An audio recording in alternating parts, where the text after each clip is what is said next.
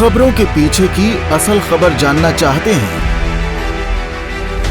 तो देखते रहिए पॉइंट ब्लैंक बाय पुष्पेंद्र।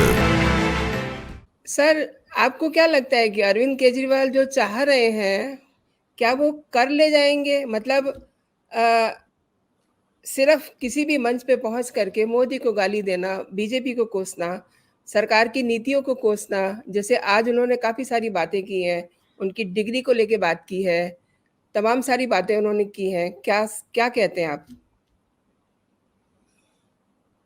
देखिए मैडम, ये अरविंद केजरीवाल जो जी। चरित्र है हुँ। ये बड़ा विचित्र है। जी। इनका जो चरित्र है वो बड़ा विचित्र है। जी, जी। कभी तो लगता है कि ये बीजेपी की बी टीम के रूप में काम कर रहे हैं, जी, चाहे जी। वो गोवा का चुनाव हो या गुजरात का चुनाव हो। जी। और अब मुझे लगता है ये ऐसी मुश्किलों में फंस गए हैं जी। कि इनके बोल भी जो है बिगड़े बोल हो गए, जबकि ये ऐसा ज़्यादा बोलते नहीं थे। जी, जी। गुजरात के चुनाव में ज़रूर इन्होंने कहा था कि भाई करेंसी नोटों पर लक्ष्मी और गणेश की फ़ोटो छपनी जी, चाहिए, तब जी, ये जी। सॉफ्ट हिंदुत्व की तरफ बढ़ रहे थे।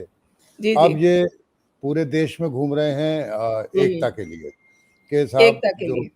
हाँ, एकता काहे की? क्योंकि अध्यादेश जो आया उसको जी, लेके कि भई ये अध्यादेश रद्द होना चाहिए राज्यसभा में, तो जी। ये बिल कानून नहीं बन पाएगा और भारतीय जनता पार्टी को हुँ, थोड़ा हुँ। ह्यूमिलिएशन होगा, उन्हें अपमानित महसूस करेंगे। जी, जी। अखिलेश जी पर गए हैं, सब जगह गए हैं। हुँ, हुँ। कांग्रेस थोड़ा-सा इससे अलग हटी है, हुँ, हुँ। क्योंकि जो कांग्रेस के पदाधिकारी और नेता हैं, वो ये जी, मानते जी। हैं कि भई अगर सबसे ज़्यादा नुकसान किसी ने किया है पंजाब में और दिल्ली में, हुँ, तो वो हुँ। भारतीय जनता पार्टी से भी ज़्यादा नुकसान कांग्रेस को अरविंद केजरीवाल ने किया है। जी। इसलिए वो इनके साथ खड़े नहीं होना चाहते। हुँ, और हुँ। जो जो व्यापक विपक्षी एकता की बात हो रही है, जिसके लिए 23 तारीख को पटना में बैठक होने जा रही है, उसमें भी इग्ज़ैक्टली। अगर आप देखें तो उसका भी स्वरूप इसीलिए थोड़ा-सा जो शक के बादल है, संदेह के बादल है, इसलिए है कि अरविंद केजरीवाल कहाँ होंगे। और आपको याद रखना चाहिए कि अभी कर्नाटक में जब शपथ ग्रहण समारोह हुआ, तब भी जी। अरविंद केजरीवाल को वहाँ निमंत्रण नहीं दिया गया। जी, जी। अरविंद केजरीवाल के सारे क्रियाकलाप हुँ, हमेशा हुँ। से उनके व्यक्तित्व को मैं जैसा मैं कह रहा था कि उनका चरित्र बड़ा विचित्र है। जी, वो जी। अलग-अलग अपना रूप बनाते रहे हैं, सारी चीज़ें करते रहे हैं। हुँ, अब हुँ। आज जो उन्होंने बोला, ये दूसरों को लोकतंत्र की दुहाई देना, मर्यादा की जी। बातें करना राजनीति में और खुद उस मर्यादा का उल्लंघन करना। तो जी। यही मैं जो कह रहा हूँ कि वो चरित्र जो है वो विचित्र है, वो यही है। आज उन्होंने जो कहा वो पहली बार मैंने जी। देखा कि इस तरह से किसी ने व्यंग्य किया प्रधानमंत्री ने मोदी पे जी। कि चौथी क्लास पास राजा, एक जी, जी। राजा था और उस राजा ने ऐसे दोस्तबाज था, वो दोस्तों को वो करता था, एक 10,000 करोड़ हुँ। लेके के चला गया, एक 20,000 करोड़ लेके चला गया। आपदाएँ आई तो आपदाओं को भी जोड़ दिया उसमें कि हुँ, हुँ। बहुत महाकाल वाली मूर्तियाँ टूट गई, 250 लोग दुर्घटना में मर गए, उसको हुँ, जोड़ हुँ। दिया। फिर अडानी का नाम लिए बिना कहा कि उन्हें भई जहाज बेच दिए, हवा बेच दिया, आसमान बेच दिया, पोर्ट जी, जी। बेच दिए। तो फिर उसके बाद फिर निजी हमलों पे आए और हुँ, कहा हुँ। कि भई वो गाँव में पढ़ता था और वो चौथी पढ़ने में दिल्ली लगता था, चौथी क्लास में नाम कटा दिया। फिर हुँ, हुँ। अपने स्कूलों की तारीफ़ करते हुए बोले कि साहब हमने स्कूल बनवाए और इनको हुँ। गुजरात में कोई ऐसा स्कूल ऐसा नहीं मिला जो फ़ोटो खिंचवा सके। तो ये निजी हमला बहुत जिसे बिलो द बेल्ट कहते हैं ना, जी, तो जी, ये जी, जी। बेल्ट जी, जी। हमले हैं और इनका जी। राजनीति में कोई भी स्वागत नहीं करेगा, इस तरह के जी, निजी जी। हमले के। हालाँकि आजकल दुर्भाग्य ये है कि हम जिस राजनीतिक शुचिता की और जिस मर्यादा की बातें करते हैं, वो हुँ, हुँ। देखें तो सभी तरफ से उसका विलोप हो रहा है। हुँ, अभी हुँ। आपको जानकारी होगी कि बिहार में जहाँ विपक्षी दल मिलने वाले हैं, वहाँ एक जी। भाजपा नेता ने विधवा विलाप जैसे शब्द का इस्तेमाल किया। तो वो जो शुचिता और जो मर्यादा है, वो तो सभी तरफ से समाप्त हो रही है ना। और हुँ, हुँ। उसमें लेकिन आज जो अरविंद केजरीवाल ने कहा, जो किया, वो उनका एक शक्ति परीक्षण था। और जिस तरह से वो बिलो द बेल्ट हमले किए, निजी हुँ, तौर पे, हुँ। क्योंकि प्रधानमंत्री देखिए देश के प्रधानमंत्री हैं। जी। वो देश के प्रधानमंत्री हैं और उन पर व्यक्तिगत हमले आप व्यवस्था पे करिए, आप सिस्टम जी। पे करिए, कोई मुद्दा कहिए, लेकिन निजी हमले ये हद से ज़्यादा किए, जो मुझे नहीं लगता कि स्वस्थ राजनीति या स्वस्थ लोकतंत्र के लिए और एक विपक्ष को ऐसा करना चाहिए। मुझे तो ये बहुत सराहनीय नहीं लगा। बाकी इस देश में कमी नहीं है ऐसे लोगों की भी जो इनके समर्थन में खड़े हो जाएं और इनकी तारीफों के पुल बांधने लगें। अगर इनके कोई मुद्दे हैं तो उनको ठीक से एड्रेस करने के लिए मंच का सही इस्तेमाल करना चाहिए। पुष्पेंद्र जी, केजरीवाल ने ये भी कहा कि देश के 75 साल के बाद इतिहास में पहली बार कोई ऐसा प्रधानमंत्री आया जो ये कहता है कि सुप्रीम कोर्ट को मैं नहीं मानता। तो हमें तो यही नहीं समझ में आता कि प्रधानमंत्री ने कभी ऐसी कोई बात कही नहीं, ना उन्होंने कभी ये कहा कि संविधान को नहीं मानता। तो ये मतलब क्या मनगढ़ंत बातें करते रहते हैं? हालांकि आपने अभी कहा कि वो बड़े विचित्र हैं, लेकिन मतलब ये झूठे भी हैं क्या? नहीं, इसको इस संदर्भ में कह रहे हैं, वो कहा है अरविंद केजरीवाल ने, क्योंकि सुप्रीम कोर्ट ने अभी वो ताकत लौटाई थी दिल्ली की राज्य सरकार को के अधिकारियों के जो तबादले और प्रशासनिक अधिकार थे वो उसने लौटाए थे। और उसमें ये सजेस्ट भी किया था, लेकिन सुप्रीम कोर्ट ने ये सजेस्ट भी किया था कि अगर केंद्र सरकार चाहे तो अध्यादेश लाए या कानून बनाए, तो वो अध्यादेश लाए हैं। तो उस रिफरेंस में इन्होंने ये आरोप लगाया और बातों को तोड़ मरोड़ के कहने की जो आदत होती है वही कही।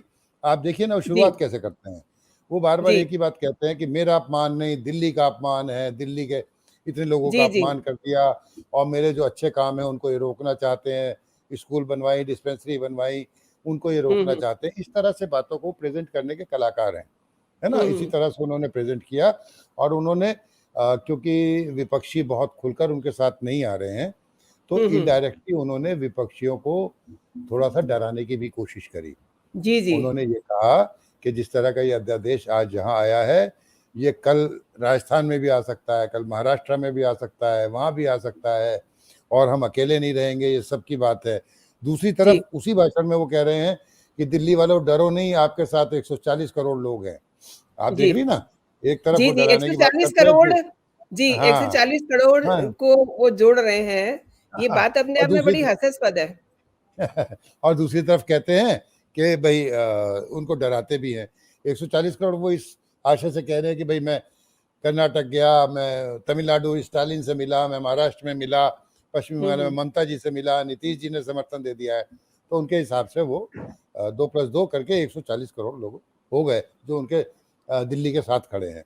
तो इस तरह की बेतुकी बातें करना, उसको बोलने के अंदाज में देना, ये तो एक तो मतलब राजनीतिक प्रपंच है ना। तो ये तो वो करते हैं। लेकिन इससे पहले कि हमारी बात समाप्त हो, इसमें जो बड़ा मैसेज मुझे एक नजर आता है और ये मैसेज ऐसा है जिससे अरविंद केजरीवाल जैसे महत्वाकांक्षी नेता की ना जो मन की इच्छा है वो बाहर आती है, जो मुझे लगता है। मुझे रहा है कि इन दिनों बार बार ये चर्चा चल रही है कि प्रधानमंत्री मोदी के खिलाफ अगर कोई बोल रहा है इस देश में तो वो राहुल गांधी है। और कुछ सर्वे भी आए हैं हाल फिलहाल में जिसमें राहुल गांधी का जो लोकप्रियता का ग्राफ है थोड़ा सा ऊपर जा रहा है। हालांकि मेरा अपना मानना यह है कि वो भारत जोड़ो यात्रा और लोगों के कनेक्ट करने से बढ़ा है, पर दूसरे लोगों का मानना यह है क्योंकि वो अकेला मोदी जी के खिलाफ बोल रहा है इसलिए उसका ग्राफ बढ़ रहा है। तो उसी में अरविंद केजरीवाल की भी तुलना है। तो अरविंद केजरीवाल 10-11% पे हैं, 7% पे हैं। तो इनको कहीं ना कहीं ये हुआ होगा कि यार अगर मोदी के खिलाफ मैं ऐसे बोलूंगा तो शायद मेरा भी लोकप्रियता का ग्राफ बढ़ जाएगा और जब सर्वे होंगे कि प्रधानमंत्री मोदी के रूप में आप इस चेहरे को कैसा देखते हैं तो उसमें शायद कुछ नंबर बढ़ जाएं। ये हालांकि मेरी मन की बात है, मैं इसकी पुष्टि भी नहीं कर सकता, लेकिन एक गट फीलिंग है कि वो बहुत शातिर हैं और वो हर एक बात को ध्यान में रखते हुए कुछ ना कुछ करते हैं। तो हो सकता है वो ऐसा कर रहे हैं। एक आखिरी सवाल ये है पुष्पेंद्र जी कि हर बार हर मंच पे वो एक ही बात कहते हैं कि मैं सबसे कट्टर ईमानदार हूं। उनकी ईमानदारी पे भी आप 2 शब्द जरूर कहिए, क्योंकि उनका जो शीश महल है वो बना हुआ है जनता के पैसे से। कभी उन्होंने किसी मंच से उस पर कोई सवाल नहीं किया, कोई बात नहीं की, आज भी उन्होंने कोई बात नहीं की। देखिए तो आप कितना कट्टर ईमानदार मानते हैं उन्हें? हमारे देश के सारे नेताओं को मैं कट्टर ईमानदार मानता हूं। वो तब तक कट्टर ईमानदार हैं जब तक वो पकड़े ना जाएं। जी, तो पकड़े तो गए नहीं हैं। है ना? तो पकड़े तो अब गए हैं उन्होंने ये। तो उन्होंने मंच से क्या कहा? जी, उन्होंने एक बात कही, अब उसके ना 2 मतलब निकलते हैं जी। कि इन्होंने मनीष सिसोदिया को जेल में डाल दिया, इन्होंने हुँ। सत्येंद्र जैन को जेल में डाल दिया और जी, ये नहीं जानते कि हमारे पास 100 100 मनीष सतेंद्र सिसोदिया जैन है। हैं और 100 सत्येंद्र जैन हैं। अब इसके तो जी। दोनों अर्थ हैं कि भाई वो जुझारू, वो शिक्षा का काम करने वाले या वैसा काम करने वाले जिस काम के लिए वो हुँ, अंदर हैं। हुँ, हुँ, हुँ। और आप देखिए मनीष सिसोदिया को बार-बार अदालत से राहत नहीं मिल रही है। हुँ, हुँ। तो कोई इसे राजनीतिक षड्यंत्र कहता रहे, कोई कुछ भी कहता रहे, पर अदालत तो सबूतों के आधार पे, साक्ष्यों के आधार पे ही कुछ काम जी। करती है ना। तो अगर अदालत से अभी तक मनीष सिसोदिया को राहत नहीं मिल रही, तो हुँ, कहीं हुँ। न कहीं तो कुछ दाल में काला है ना। हुँ, हुँ, हुँ, हुँ। और यही सत्येंद्र जैन के साथ भी है। इतने जी। लंबे समय तक जेल में कोई कैसे रह सकता है, जबकि तुम्हारी सरकार है। अगर हुँ, बिल्कुल ही हुँ। वो गैरकानूनी तरीके से या कुछ रखा गया होता, तो क्या ये संभव था? ये एक जी, सिंपल बिल्कुल। सवाल है। जी, ये जी। बिल्कुल साधारण सा सवाल है जी। कि कुछ ना कुछ तो होगा ना, तभी तो इतने दिन से ना ज़मानत मिल रही है, ना राहत मिल रही है। ये जी, मेरा जी। कहना है। बाकी उनकी ईमानदारी, उनको मुबारक। एक आपकी बात में से बात मुझे समझ में आ रही है कि उन्होंने ये कहा, हमारे पास 100 मनीष सिसोदिया हैं और 100 सतेंद्र जैन हैं। तो इट मीन्स केजरीवाल जी ने ये मान लिया है कि अब वो जेल से बाहर नहीं आने वाले हैं? बहुत अच्छी बात कही है आपने। बात में से बाल में से खाल निकालना ही पत्रकार का काम होता है। आपने बहुत अच्छी बात कही। कहीं न कहीं जी। उनको ये आशंका है।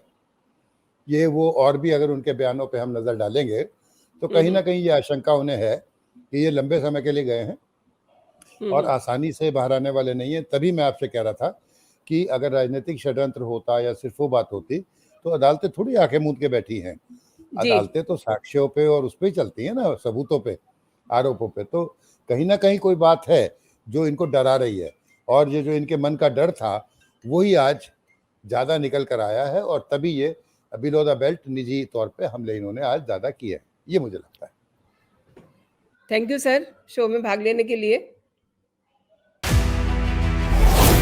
खबरों के अंदर की खबर, ना काहू से दोस्ती, ना काहू से बैर। सुर्खियों का मतलब क्या है? खबरों के पीछे की असल खबर जानना चाहते हैं? तो देखते रहिए पॉइंट ब्लैंक बाय पुष्पेंद्र। क्या सही, क्या गलत, फैसला होगा आपका।